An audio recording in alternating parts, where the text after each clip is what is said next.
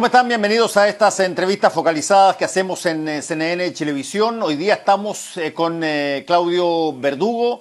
Él es epidemiólogo molecular de la Universidad Austral de Chile, que, según lo que probablemente usted leyó en los medios de comunicación, se convirtió en la primera universidad en Latinoamérica en tener un programa de vigilancia activa del COVID-19. Estamos con ya Claudio Verdugo. Claudio, ¿cómo estás? Hola, muy buenas tardes, Fernando. Muchas gracias por la invitación. Sí, a ver, ¿qué es un programa de vigilancia activa de una epidemia como la del COVID? ¿Y qué hace que la Universidad Austral lidere esta disposición? Bueno, en esta etapa de apertura en que nos encontramos también acá en la región de Los Ríos, como en el resto del país, es crucial contar con un sistema de búsqueda para la pesquisa de COVID, principalmente en grupos de población que están más expuestos a la circulación del virus. Entonces, este programa Vigía COVID de vigilancia activa es un programa sin duda pionero en nuestro país, que es resultado de una colaboración intensa, intersectorial, entre distintas unidades del gobierno, como es Seremi de Salud de Los Ríos, la Seremi de Ciencia, Tecnología y Conocimiento de la macrozona, Servicio de Salud y, por supuesto, la Universidad Austral de Chile, sumándose también a esto distintos empresarios, personas, Municipalidad de Valdivia y el gobierno regional. Es sin duda una señal inédita, novedosa, de cómo podemos triangular distintos actores de la sociedad para poder aportar a frenar y detener esta pandemia. El rol que los asintomáticos y los presintomáticos han tenido es crucial en la epidemiología de esta enfermedad, y lo que nosotros hemos llamado, ¿no es cierto?, los infectados silenciosos. Estos individuos que tienen el virus, que no están conscientes de su estado y por lo tanto no restringen, ¿no es cierto?, su contacto con otras personas y estimulan la diseminación. Y este es un mensaje que nosotros venimos diciendo hace muchos meses. Para cortar la transmisión y las cadenas de transmisión debemos testear y detectar tempranamente para poder aislar a estos individuos, y más aún bajo esta estrategia de desconfinamiento en el cual nos encontramos. Estamos en el testeo, que aplicando estos testeos deben ser aplicados, ¿no es cierto?, en su más amplia utilidad. ¿Okay? Y dentro de esas utilidades, por supuesto, es el diagnóstico confirmatorio de sintomáticos y de casos sintomáticos, pero también así es el uso en estos programas de vigilancia activa. Nosotros salimos de los ejes de hospitales en búsqueda de estos individuos infectados, que son estos individuos silentes, individuos asintomáticos y presintomáticos. Claudio, ¿y cómo se operacionaliza una situación como esta? ¿Cómo salen a buscar? ¿A quiénes son sujetos que ustedes determinan que eventualmente necesitan ser testeados? ¿Son personas que ya conocen por haber estado cercanos a personas infectadas o lo hacen sobre la base de algún otro tipo de algoritmo especial? Efectivamente, nosotros, las estrategias de testeo se enfocan principalmente hacia dos miradas, ¿no es cierto? Una es el diagnóstico de casos, ¿no es cierto?, siguiendo un eje de los sintomáticos y un eje, ¿no es cierto?, que se encuentra en los centros hospitalarios, pero también y la trazabilidad de esos contactos, obviamente, pero también es la búsqueda activa de estos asintomáticos en grupos de alto riesgo, y de esa forma nosotros aseguramos que no se diseminen dentro de la comunidad que nosotros queremos proteger. El testeo es muy importante, es nuestra ventana que nos permite visualizar el transcurso de una pandemia, cómo se disemina, podemos caracterizar efectivamente quiénes se están enfermando, pero también quiénes no están enfermos. Y eso nos abre un sinnúmero de utilidades para el testeo, que especialmente durante esta fase de más de desescalamiento y apertura son cruciales de realizar. Un programa de vigilancia, los resultados negativos son tan importantes como los positivos. Los negativos nos permiten asegurar un grupo de personas que estén libres de infección. Y esto es muy importante en el proceso de reactivación económica. Claudio, ¿y cómo se corrige una cosa que está presente en todas las instancias que hay en Chile, que es la discriminación, que es el que se produzca sesgo por diferencias de ir a buscar esta búsqueda activa de potenciales casos en zonas más afluentes, en más pudientes, versus zonas que eventualmente siempre terminan siendo las primeras testeadas en muchas partes que son las zonas de más bajos ingresos. ¿Cómo se determina que el testeo sea lo suficientemente universal como para que no haya una equivocación a la hora de verificar quiénes están y quiénes no están en posibilidad de contaminar? Sí, efectivamente, que sea lo más democrático posible. Democratizar, ¿no es cierto?, la distribución y la llegada de los test es crucial. Y que de alguna forma el Estado asegure, ¿no es cierto?, la llegada de estos mecanismos y de estas herramientas a toda la población de manera, ¿no es cierto?, equitativa. Y efectivamente en las zonas en las cuales nosotros tenemos una mayor densidad de personas o que aquellas personas que se tienen que trasladar, ¿no es cierto?, por más tiempo, ¿no es cierto?, en locomociones colectivas y por lo tanto aumentar las probabilidades de riesgo de transmisión.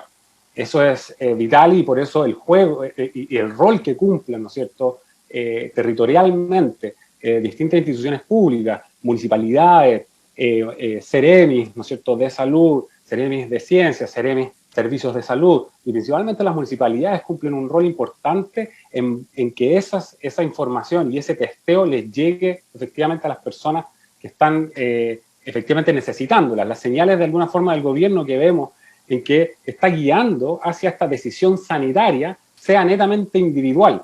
Si tú decides ir a un cine, a un restaurante, tú te arriesgas. Si tú quieres ir a trabajar, tú decides si quieres ir y arriesgarte a enfermar. De esa manera, cualquier estrategia de salud pública o salud comunitaria o salud poblacional resulta tremendamente difícil de instalar y que penetre y que llegue al individuo, porque estás dejando la decisión individual. Entonces, en ese sentido, otras organizaciones o instituciones, las municipalidades, por ejemplo, van a tener que cumplir un rol muy importante en la prevención de la enfermedad y que les llegue efectivamente a este tipo de programas en el contexto además de reactivación y apertura, y que probablemente también serán las mismas empresas o las mutuales, ¿no es cierto?, que también participen mucho más activos en la entrega y la participación de estos programas de vigilancia para que efectivamente al trabajador o a las personas les llegue este test.